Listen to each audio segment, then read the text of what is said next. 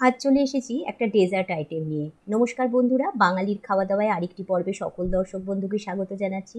আজ আপনাদের সঙ্গে শেয়ার করছি নবাবী সিমুইয়ের রেসিপি। সিমুই তো অনেকেই খেয়েছেন, একবার এই পদ্ধতিতে সিমুই বানিয়ে খেয়ে দেখুন, খেতে কিন্তু দারুণ হয়ে থাকে। এটা ডেজার্ট আইটেম হিসেবে আপনারা খেতে পারেন, খেতে খুবই ভালো লাগে। বাচ্চা থেকে বড় সকলেরই কিন্তু ভালো লাগবে। যে কোনো অনুষ্ঠান অকেশানে বা নর্মাল বাড়িতে এমনি খাবার জন্য আপনারা বানাতে পারেন, খেতে খুবই ভালো হয়। তাহলে চলুন আর দেরি না করে বাড়িতেই খুব সহজে নবাবী সিমুই কী করে বানিয়ে নেবেন সেই পুরো ভিডিওটা আমরা দেখে নিই। নবাবী সিমুই বানানোর জন্য এখানে আমি নিয়ে নিয়েছি একটা কড়াইয়ের মধ্যে এখন দিয়ে দিচ্ছি 1/2 টিস্পুন মতো ঘি। কড়াইটা ভালো করে গরম হয়ে যাবার পর ঘিটা দিতে হবে এবং ঘিটা ভালো মতো গরম হয়ে গেলে তার মধ্যে এখন আমি অ্যাড করে দিচ্ছি কিছু ড্রাই ফ্রুটস। ঘিটাকে সমস্ত কড়াইয়ের মধ্যে ভালো মতো স্প্রেড করে দিয়েছি। এবার দিয়ে দিচ্ছি আমন্ড, কিশমিশ আর পেস্তা স্লাইস করে রেখেছি, সেগুলোই এখন এখানে ঢেলে দিলাম। আর এগুলোকে একটু হালকা ফ্রাই করব, খুব বেশি ফ্রাই করবার এখানে দরকার নেই। হালকা নাড়াচাড়া করে একটু ফ্রাই করে নিয়ে এগুলোকে তুলে নেব। এখন এগুলোকে একটু হালকা ফ্রাই করে নেওয়া হয়ে গেছে। এবার একটা পাত্রে এগুলোকে তুলে নিচ্ছি। ড্রাই ফ্রুটসগুলো তুলে নেওয়ার পর এবার কড়াইয়ের মধ্যে যেটুকু ঘি রয়েছে তার মধ্যে এখন আমি অ্যাড করে দিচ্ছি 240 গ্রাম মতো লাচ্চা সিমুই। দোকানে যে লালচে টাইপের সিমুইগুলো পাওয়া যায় এগুলো সেই সিমুই, এগুলোকে লাচ্চা সিমুই বলে। এবার এই ঘিয়ের মধ্যে এটাকে ফ্রাই করে নিচ্ছি।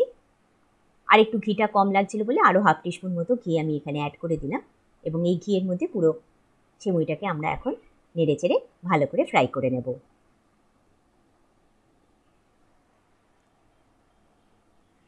ফ্রাই করবার সময় এখানে দিয়ে দেবো 4 টেবিল চামচ মতো চিনি।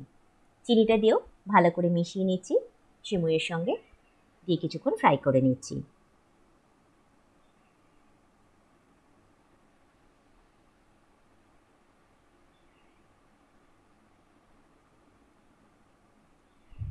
এবার দিয়ে দিচ্ছি 2 টেবিল চামচ মতো গুঁড়ো দুধ। গুঁড়ো দুধটা দিয়েও ভালো করে মিশিয়ে নিচ্ছি, দিয়ে কিছুক্ষণ ফ্রাই করে নিচ্ছি সব উপকরণের সঙ্গে।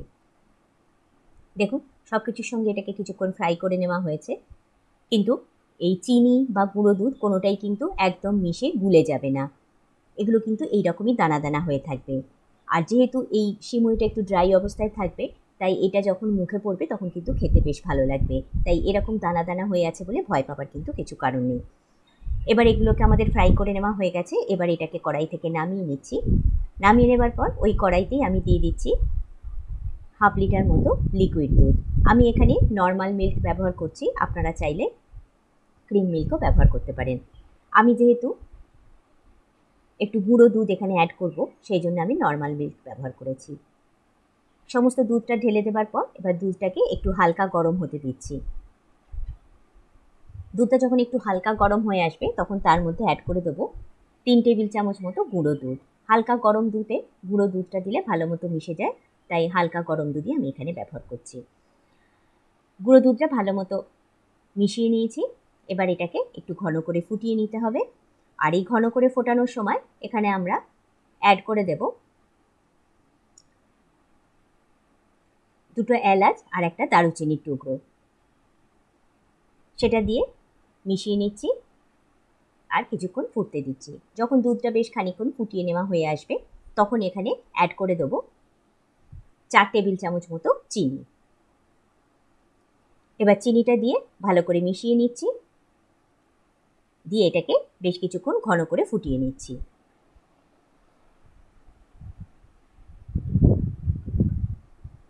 কিছুক্ষণ ঘন করে ফুটিয়ে নেবার পর করে দিচ্ছি আর এলাচ আর দারুচিনির টুকরোটাকেও আমরা তুলে নিচ্ছি। এবার গ্যাসটাকে বন্ধ করে আমি এখানে অ্যাড করে দিচ্ছি 2 চামচ মতো কাস্টার্ড পাউডার। এবার কাস্টার্ড পাউডারটা গ্যাসটা বন্ধ করেই দিতে হবে, নইলে কিন্তু এটা দ্বারা পাকিয়ে যাবে। আপনাদের কাছে কাস্টার্ড পাউডার না থাকলে আপনারা এমনি নর্মাল যে কর্নফ্লাওয়ার থাকে সেটাও অ্যাড করে দিতে পারেন, তাহলে এটা বেশ একটু ঘন হয়ে যাবে দুধটা। এভাবে মিশিয়ে নিতে হবে। আর মেশানোর সময় আপনারা চাইলে একটু দুধ যখন ফোটাচ্ছিলেন তখনই অল্প একটু দুধ একটা পাত্রে তুলে একটু ঠান্ডা করে নিয়ে তাতে কাস্টার্ড পাউডারটা মিশিয়ে নিয়েও এখানে ঢেলে দিতে পারেন, তাহলে দেলা পাকিয়ে যাবার কোনো সম্ভাবনা থাকবে না।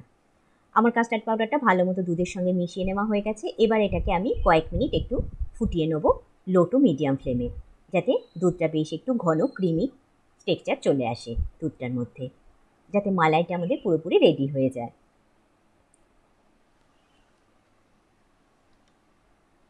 এখন বেশ কয়েক মিনিট পর দেখাচ্ছি, দেখুন আমাদের দুধের মালাইটা খুব সুন্দরভাবে তৈরি হয়ে গেছে, একদম রেডি হয়ে এসছে। এবার এটাকে আমি গ্যাস বন্ধ করে নামিয়ে নিচ্ছি। দেখুন খুব সুন্দরভাবে এটা রেডি হয়ে গেছে, একদম ঘন ঘন হয়ে গেছে। এটাকে কিন্তু আর ঘন করবার দরকার নেই, কারণ ঠান্ডা হলে এটা কিন্তু আর একটু ঘন হয়ে যাবে, আর ঠান্ডা করেই আমাদের এটাকে ব্যবহার করতে হবে। এবার গ্যাস বন্ধ করে দিচ্ছি আর এটাকে কিছুক্ষণ ঠান্ডা করে নিচ্ছি। এদিকে আমি একটা চৌকো পাত্র নিয়ে তার মধ্যে কিছুটা সিমুই ঢেলে দিয়েছি, যেটাকে আমরা একটু আগে রেডি করলাম চিনি আর গুঁড়ো দুধ দিয়ে। এখানে তলায় একটা লেয়ার দেবো মোটা করে, আর ওপরেও একটা লেয়ার দিতে হবে। তাই প্রথমে এই লেয়ারটা তলায় দিয়ে নিচ্ছি। আপনারা কিন্তু পাত্রটা চৌকো জায়গায় অন্য যে কোনো শেপের নিতে পারেন, আপনাদের যেটা ঘরে আছে আপনারা সেটাই ব্যবহার করবেন। এবার একটু চেপে চেপে দেবার পর এবার ওপর থেকে আমরা ক্রিমটা দিয়ে দেবো। ক্রিমটা কিন্তু একটু ঠান্ডা করে তারপর এখানে দিতে হবে। একটু হালকা ঠান্ডা হয়ে যাবার পর ক্রিমটা সবটা এর মধ্যে ঢেলে দিচ্ছি।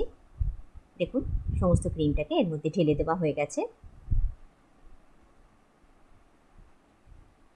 এবার যেখানে একটু একটু ফাঁক আছে সেই জায়গাগুলো একটু ক্রিমটা ঠিকঠাক মতো চামচে করে দিয়ে রেডি করে নেবার পর এবার পুরো ক্রিমটাকে ওপর থেকে এই সিমুইয়ের স্তরটা দিয়ে আমরা পুরো ঢেকে দেব। দেখুন এইভাবে পুরো স্তরটাকে আমরা ঢেকে দিচ্ছি, যাতে ওপর থেকে ক্রিমের লেয়ারটাকে একদম দেখতে না পাওয়া যায়। ক্রিম বা মালাই যেটা বলেন তার লেয়ারটা যাতে ওপর থেকে একদম দেখা না যায়, সেরকমভাবে আমরা এটাকে পুরোপুরি ঢেকে দিলাম। দিয়ে ভালো করে চামচের সাহায্যে একটু চেপে চেপে দেবো। সমস্তটা দেওয়া হয়ে যাবার পর এবার যে ড্রাই ফ্রুটসগুলো আমরা ভেজে রেখেছিলাম সেটাও ওপর থেকে এইভাবে দিয়ে দিচ্ছি। দিয়ে আরেকবারও চামচের সাহায্যে একটু চেপে চেপে দিচ্ছি, যাতে খুব সুন্দরভাবে এটা সেট হয়ে যায়। এরপর এটাকে আমরা ফ্রিজে ঠান্ডা হবার জন্য 5-6 ঘন্টার জন্য রেখে দেবো।